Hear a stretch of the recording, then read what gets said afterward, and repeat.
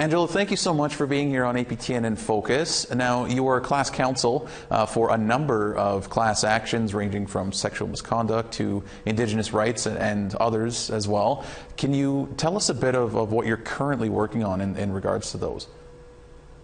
Yeah, so my practice largely focuses on policy-based class actions. So class actions largely against various crowns that focus on human rights to some extent. So as you note, a lot of Indigenous rights cases, sexual misconduct cases, veterans cases.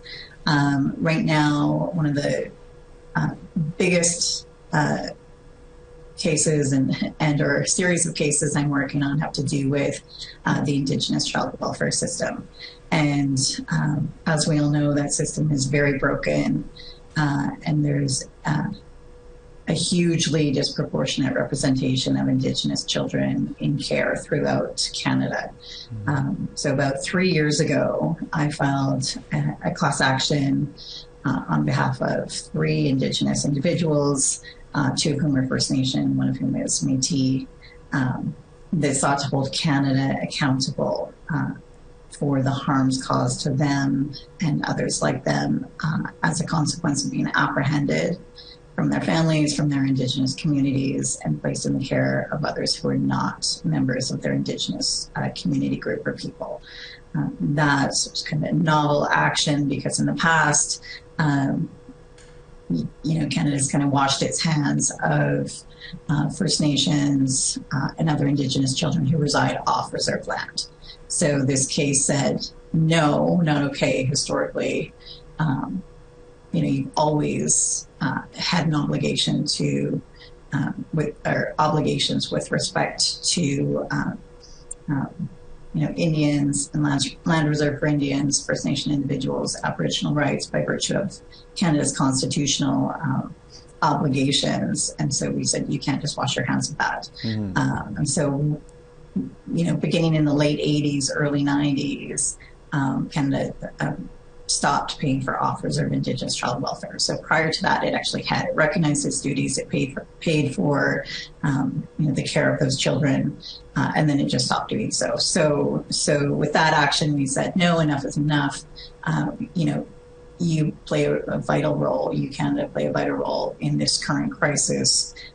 We need you to step up and start taking responsibility for curing these harms. So that action was certified by the federal court back in June, and so we continue to push forward on a national level. From that perspective, the goal obviously is twofold. One, not only to compensate these children for their loss of cultural identity, which is huge, we know has intergenerational impacts and effects, but also to seek much needed reform of this broken system.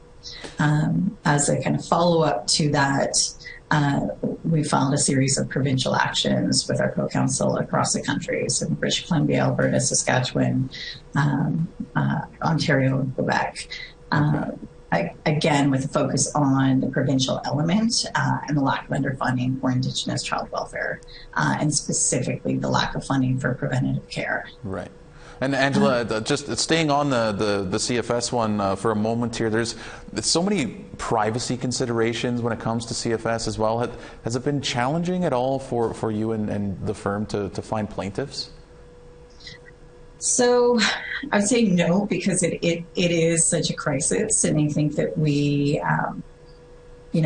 get so many calls weekly and monthly from individuals who have been impacted by the child welfare system. Not always the children who are maybe now young adults, but often from their parents, either parents who are still lack that relationship and connection with their children because they were apprehended from them when they were so young, or because they're looking for a recompense for past harms because they did lose so much of that time with their child and that family connection.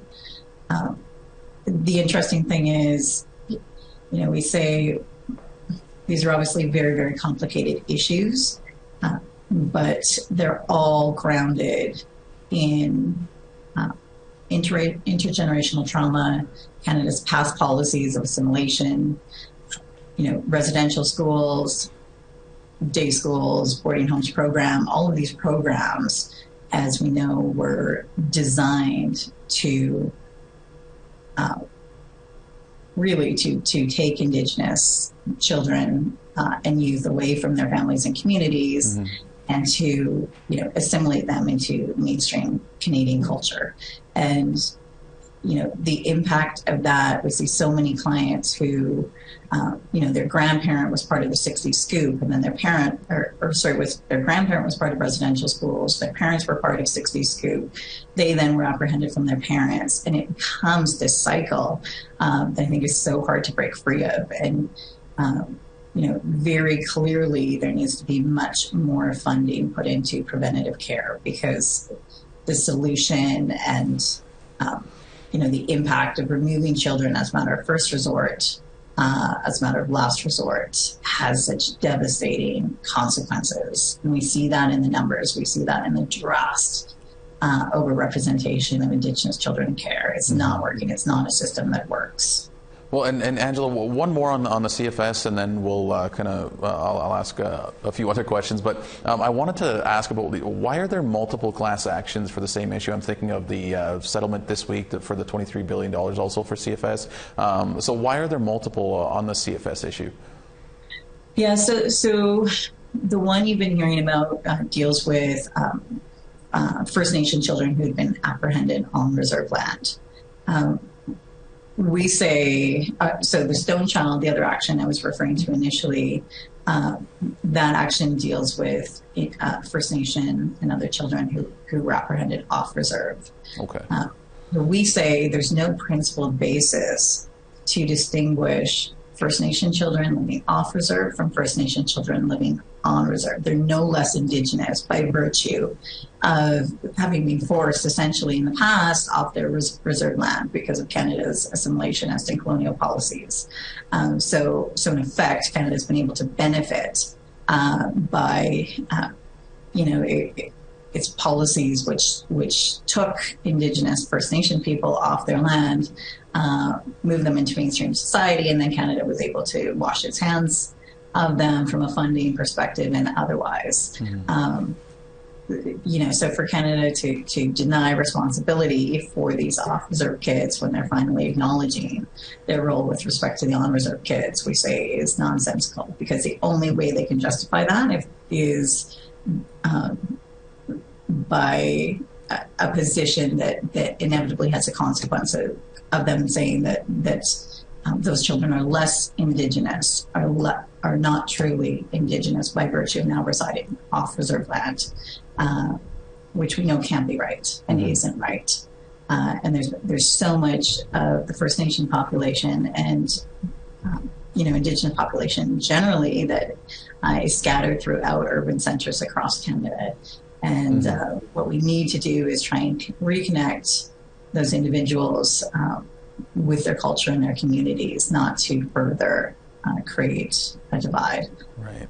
And I'll ask you sort of a broader question overall about class actions. And it seems like class actions are needed really in order to get things done or to help get people compensated for whatever the case may be about. Why is that the case where a lot of times something like a class action is needed for any action to be taken? Yeah, I mean, it's sad in a way that, often, I'd say almost all of the class actions that I pursue and I'm involved in, there's so much evidence already on the record of wrongful conduct and the harm caused by that conduct.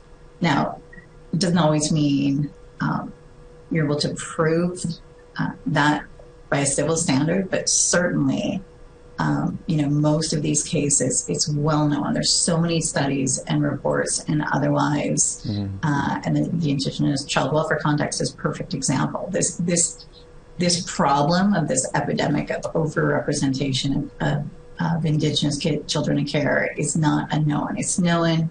It's been known for decades. Been known to be grounded in assimilationist policies. it's a crisis that has been spoken to and about by various ministers, and yet here we are. It doesn't get fixed. It's only, any acknowledgement of the issues is often just lip service. Whereas what we need is not only, we need far more than that. We need actions that show a willingness to fix the acknowledged wrongs or the acknowledged harms. And yes, those are very, very complex, remedies. These are not easy fixed. These are multi-year fixes that probably involve not only legislation, but a whole, shift in ideology. But those reforms never seem to happen without the financial pressure and the political pressure by virtue of media and whatnot that these class actions often bring. Without that, there seems to be no actual change.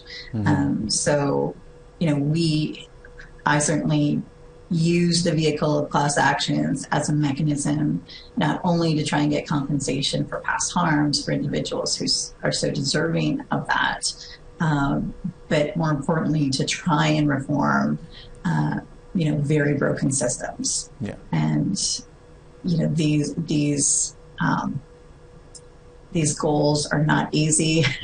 I think nothing's perfect, but we try to push forward to change cultures, to change policies, to change guidelines, and hopefully in the end to remedy, at least to some extent, these issues.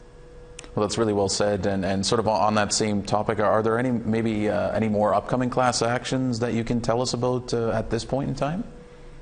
Yeah. So as noted on the Indigenous child welfare stuff, that's been busy and active for the last few years, seeking compensation for the children. We recently also filed an action on behalf of the First Nations themselves for the collective harms that they suffered as a consequence of the apprehension of their children.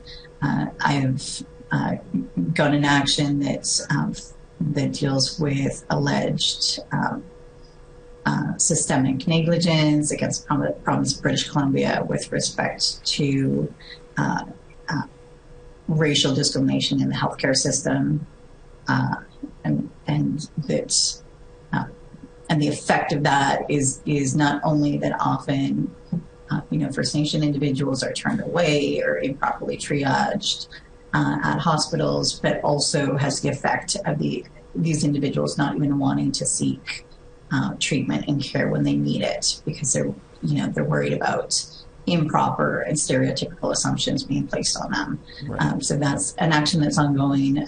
I'm going to action that deals with sterilization and forced abortion of Indigenous individuals. And that's a problem that's gone back decades and decades, that originally was sanctioned by legislation, but the kind of continued perpetual effects of that carried on throughout residential schools, 60 scoop, day schools and onwards, and even exist in the present day, which is exceedingly shocking. Although I guess we should maybe be shocked. These continued policies of assimilation and trying to curb the Indigenous population. These are still very real issues, as egregious and as horrific as they are. They still exist in these various forms. And so, again, slowly but surely. And then I've got a hearing next week for certification that deals with, it's an action against Canada on behalf of the RCMP's alleged wrongful conduct vis-a-vis Indigenous civilians. So the action alleges that that the RCMP engages in systemic racial discrimination against these individuals, and that takes a form often of not only excessive detention and arrest, but also physical and sexual assault while these individuals are detained or otherwise in RCMP custody. again, we just, it never ceases to amaze me that, we get contacted all the time by First Nation individuals, Métis, Inuit, who, their stories are shocking and tragic. In this case, it's just another example of that. It's just truly systemic, ingrained behavior in our society that tends to treat First Nation individuals as second-class citizens. Yeah. And it's obviously a system that's still very, very broken and very much in need of reform. Just chugging away slowly but surely, trying to make changes. Well, Angela, there's certainly a lot going on, it sounds like, and a lot for us and for other people to be aware of and to be looking ahead to. So we do appreciate you coming on and updating us a bit on the work that you do and some of the class actions that you're working on. So thank you so much. And there's certainly, like I said, a lot to be looking ahead to. Absolutely. We'll keep fighting the good fight, and nothing's perfect. But let's hope that some of these actions not only result in compensation for these past harms, but play some role in shifting things moving forward and fixing broken policies and broken systems.